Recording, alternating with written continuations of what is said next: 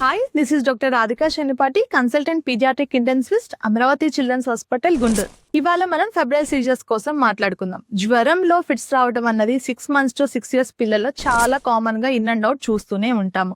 వాళ్ళకి ఎటువంటి జాగ్రత్తలు తీసుకోవాలి వాళ్ళు చెప్దాం.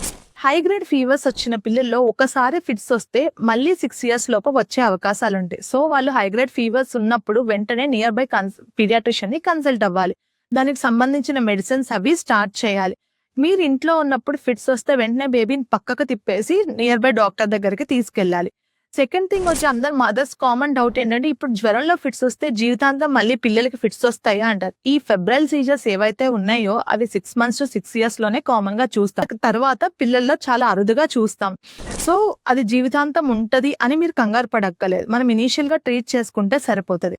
ఇంకొకటి, ఫెబ్రల్ సీజర్స్ వచ్చినప్పుడు చాలా మంది ఏం కాదులే జ్వరంలో ఫిట్స్ వచ్చినాయి అని కూడా వదిలేస్తారు. అలా కూడా వదిలేయద్దు.